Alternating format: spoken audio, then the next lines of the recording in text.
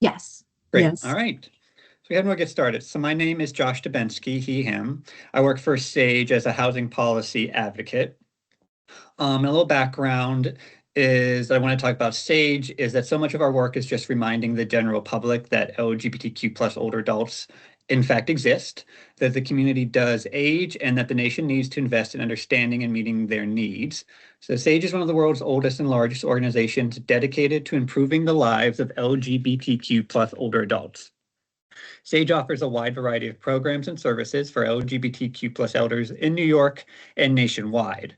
In collaboration with national partners and local community organizations across the United States, SAGE advocates for LGBTQ plus aging policies at the local, state, and federal levels to address the challenges faced by the community and older adults in the community across the nation.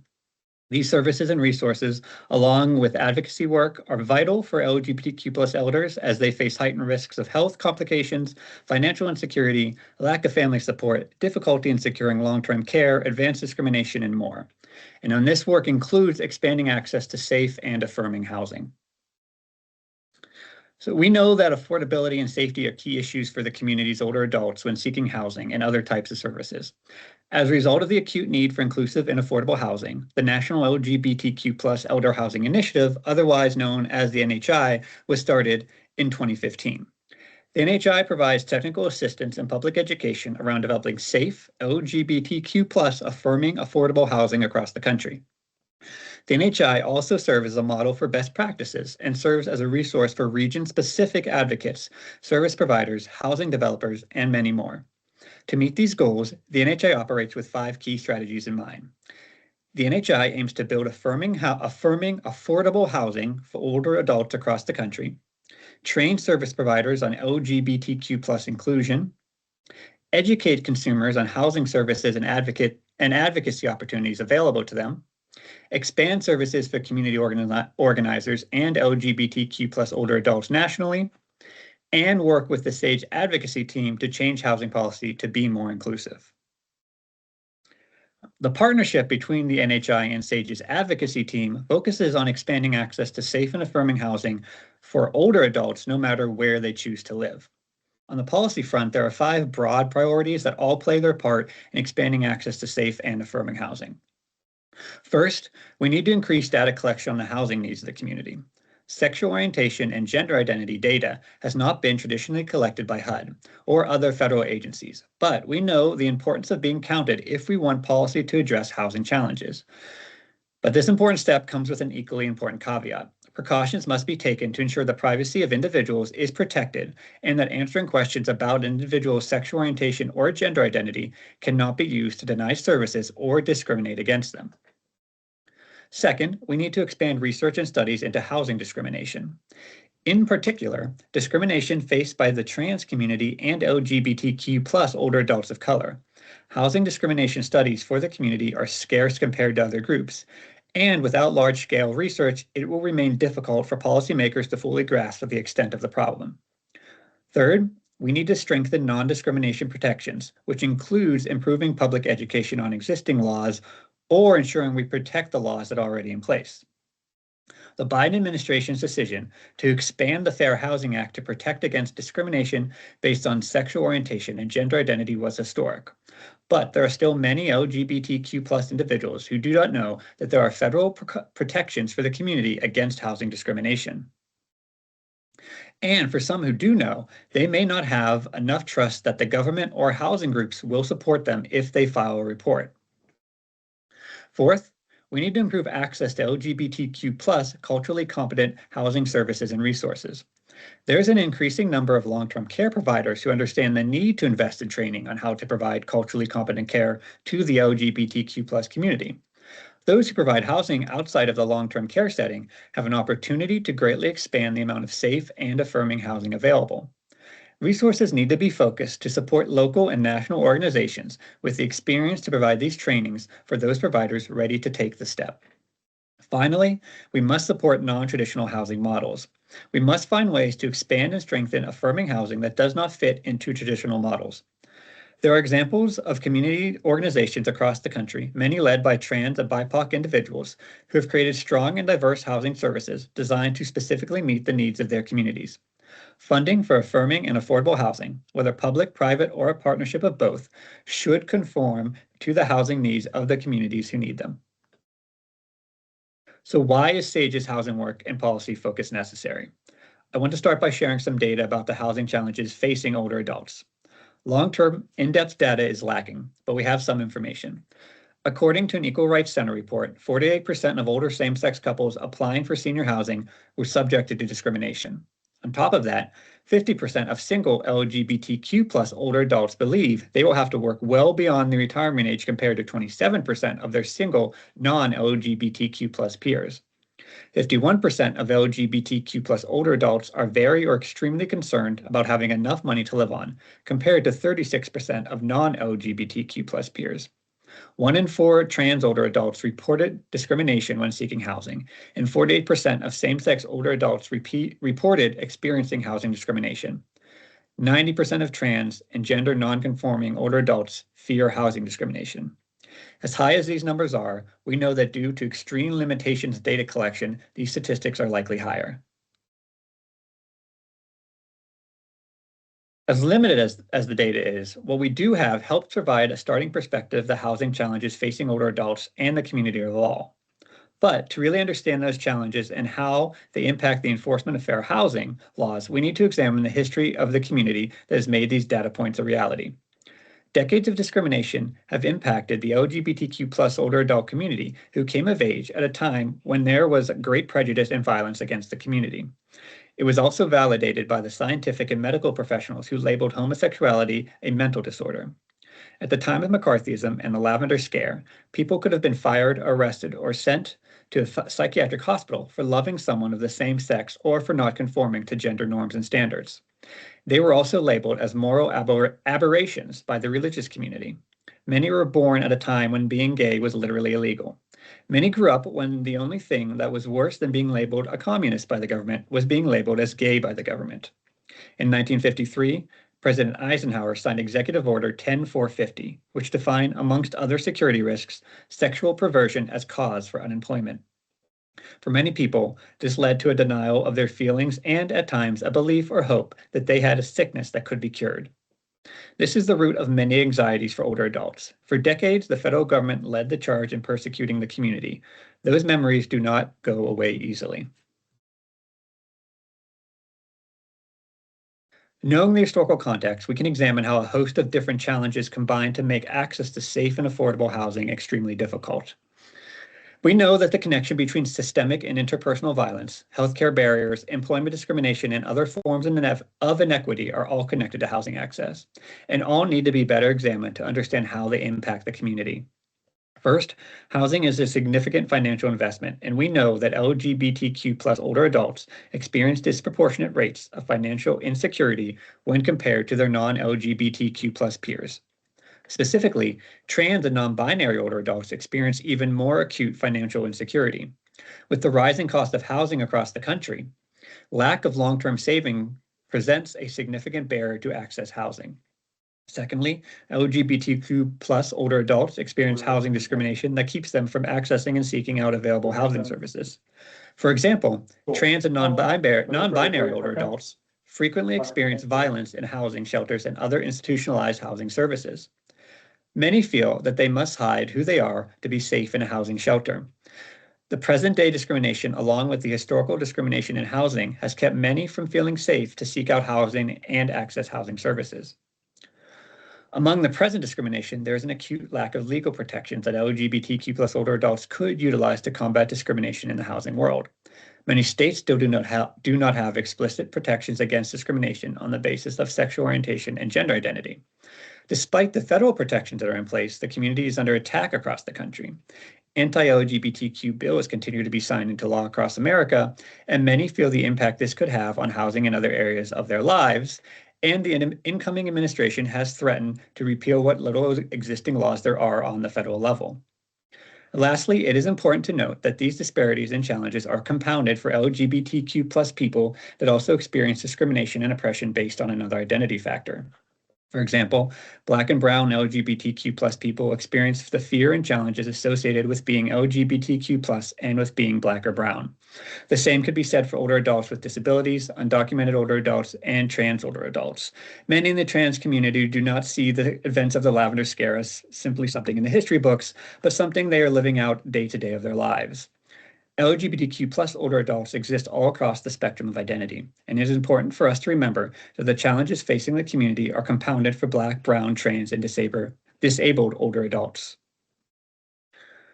This history of deep-rooted discrimination against the community, failure by the government to strengthen housing laws for so long, and constant barriers to safe housing have helped contribute to an increase in the development of LGBTQ plus affirming housing.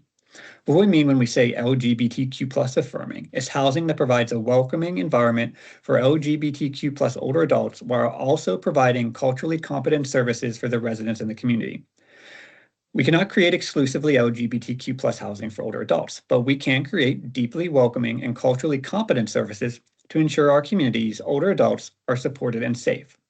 It is simply housing that is safe and affirming to all sexual orientations and gender identities. It is developed and managed and often provides services in close partnership with local LGBTQ plus organizations to create culturally competent housing supports that welcome everyone, regardless of their sexual orientation and gender identity, regardless of whether they identify as straight or gay or a lesbian or bisexual or trans. This model of housing is growing in popularity, and we are seeing a number of new LGBTQ plus, elder affirming, and affordable housing developments being opened across the country. This map is a little out of date, but there are also new developments in process in Denver and in Baltimore. These developments are important and have served as important models of what affirming housing can look like for LGBTQ plus older adults across the country in the states they are in. And as you can see, while there are some states of some developments in kind of more traditional liberal states, they're also popping up in states such as Texas and Ohio that one would not normally associate with being super progressive. So they're finding ways to support this type of housing in different areas of the country. But this type of housing is only one part of the puzzle. We can't build our way out of the problem. Our goal is to make housing everywhere safe and affirming for the community. So I discussed SAGE's policy priorities earlier, but there are also steps that need to be taken among service providers to support the community and expand access.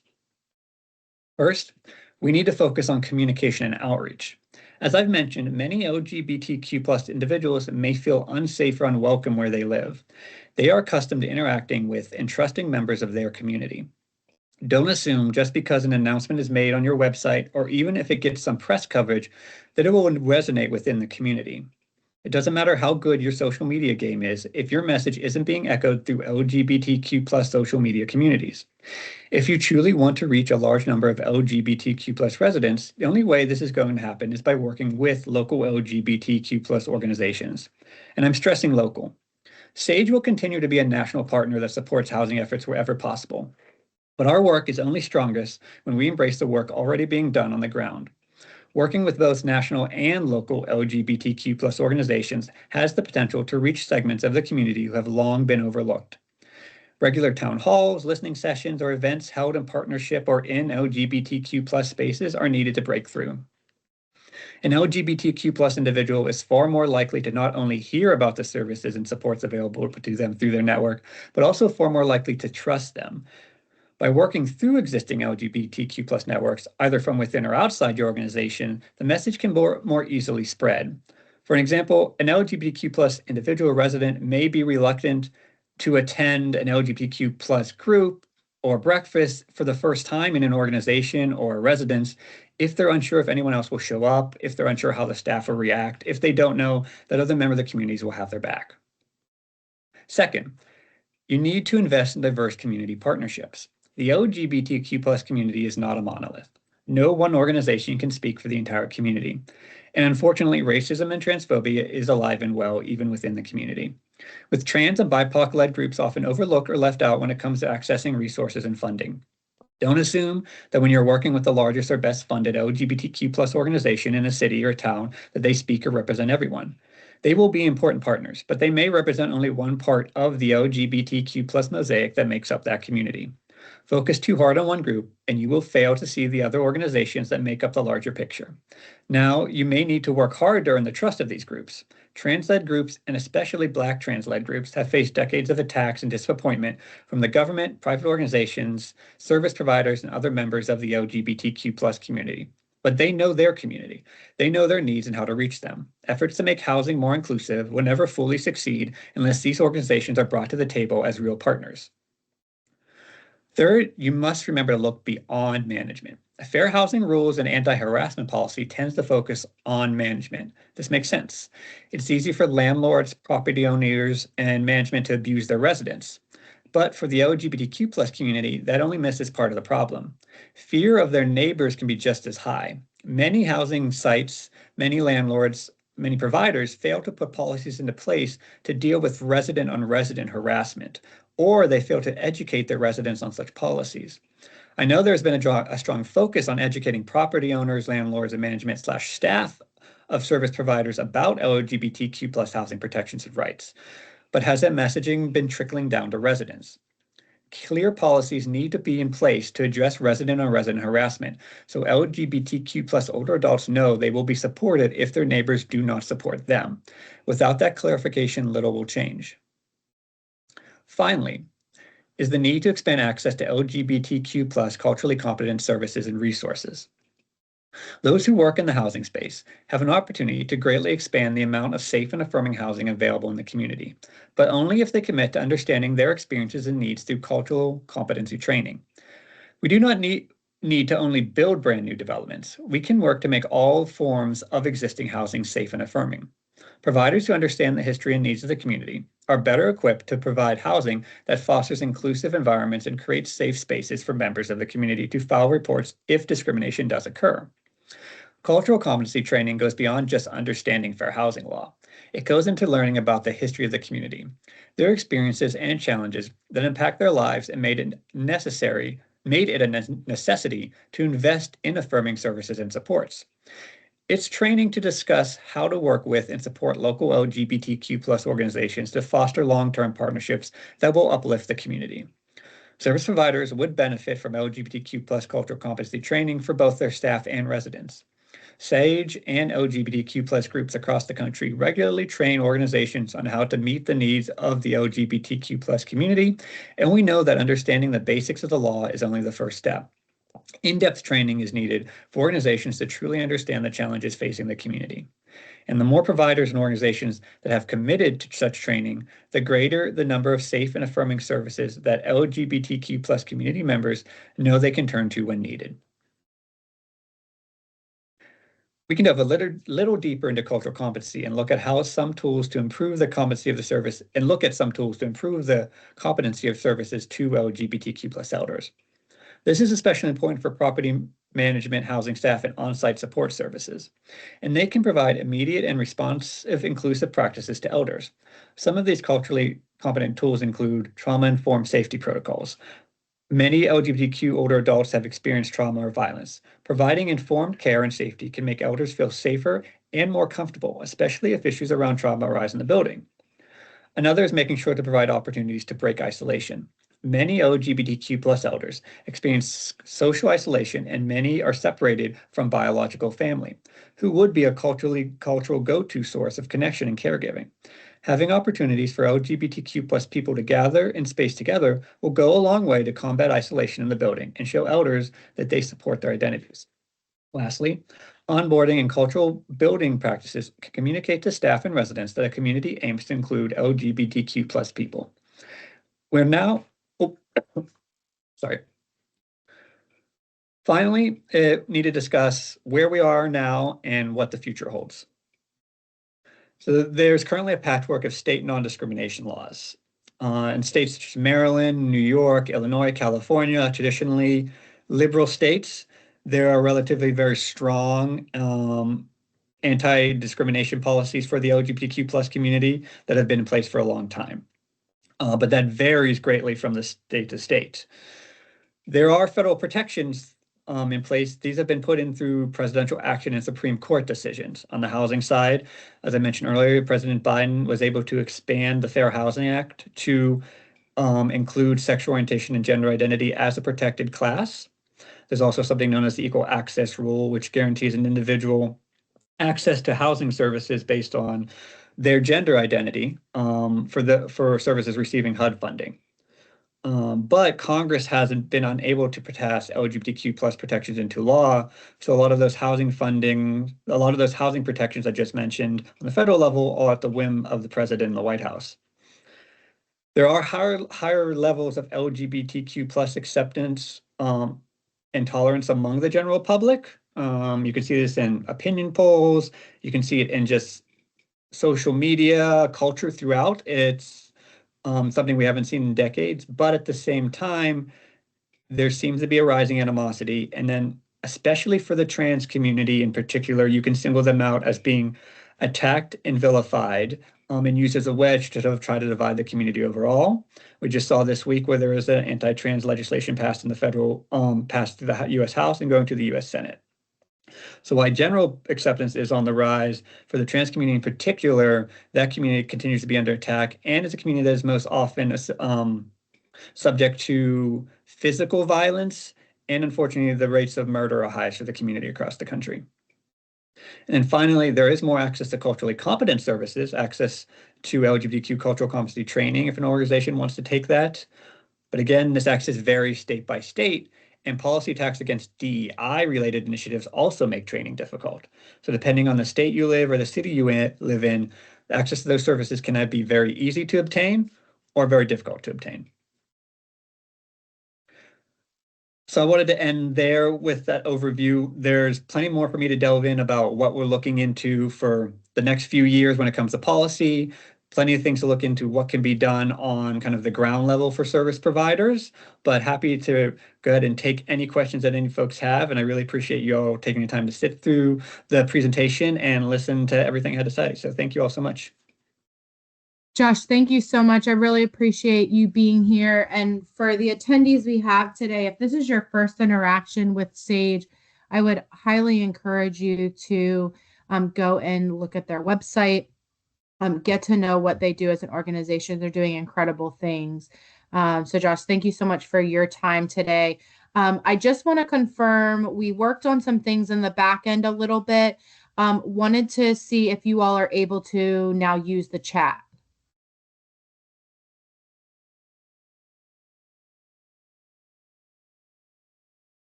No, it's still not working. No, it's still not available.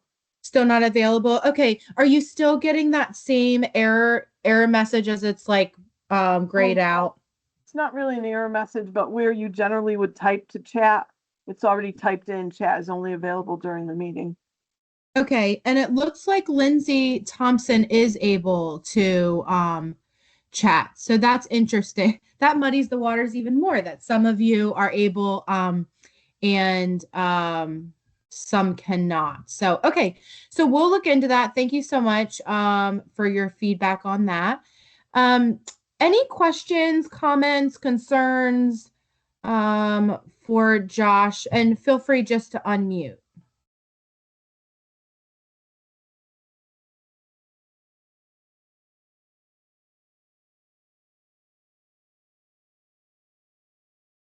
So so Lindsay and I work for a construction company in Baltimore that we're working with an organization that's looking to create a senior housing project that is I forget the right term,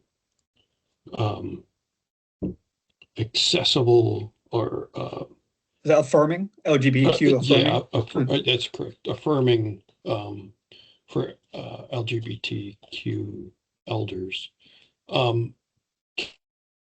Curious on if you can elaborate a little bit on what makes a building like that, I don't want to say more accessible, but more affirming than a non-affirming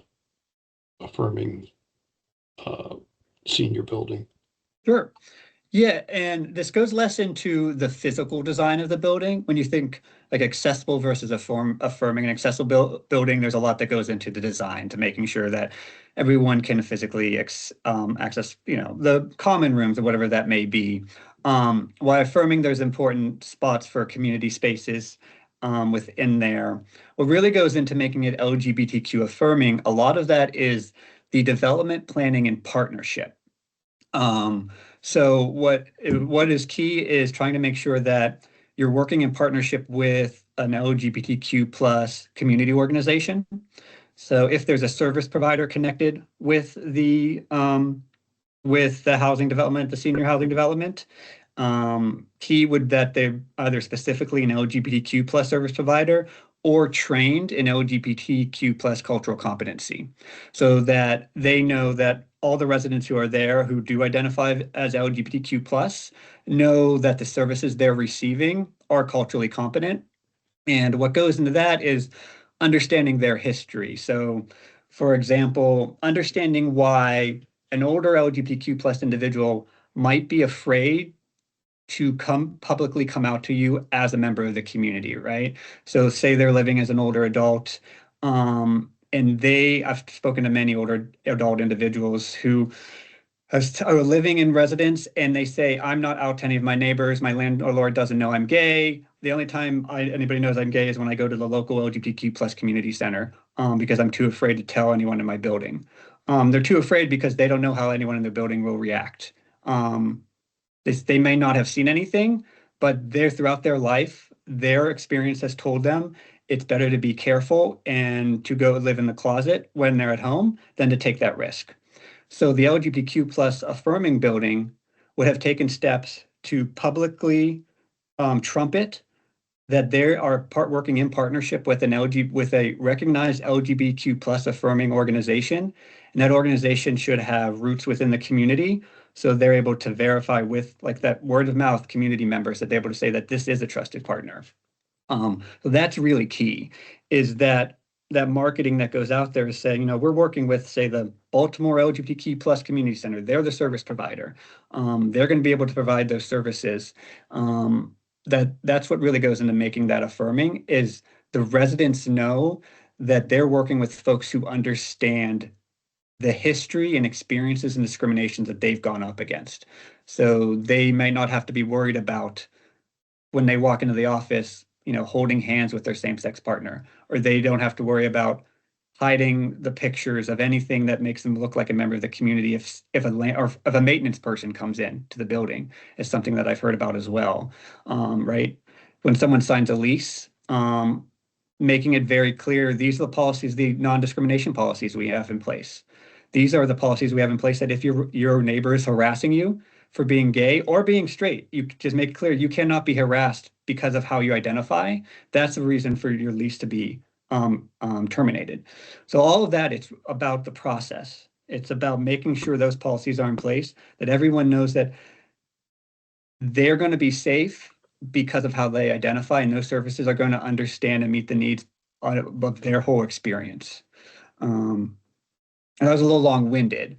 Was that helpful? It's not about the physical construction so much. It's about those partnerships, the service providers that have that training to meet the needs of that community there. Yeah, that was helpful. I'm just curious, um, is there anything that you've experienced in working with projects across the country that you would say was you felt that was really successful from the construction company that was involved in the project? The construction company, that's interesting.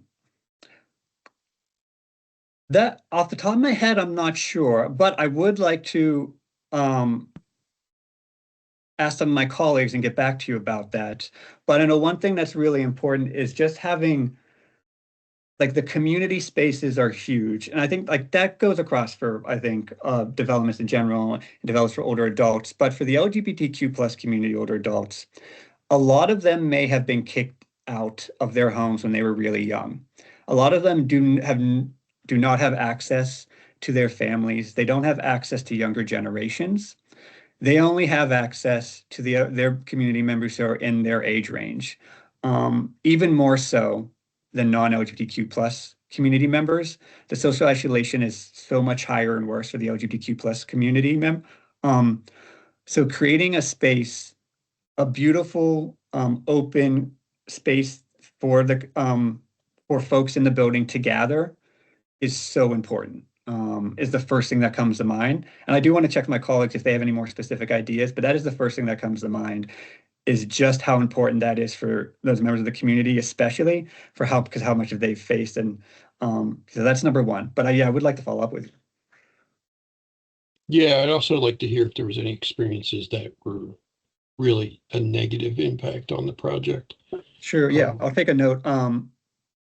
Yeah, I guess you can't put your email, but if Sarah, you're able to share Jeff's email, it'd be great to follow up.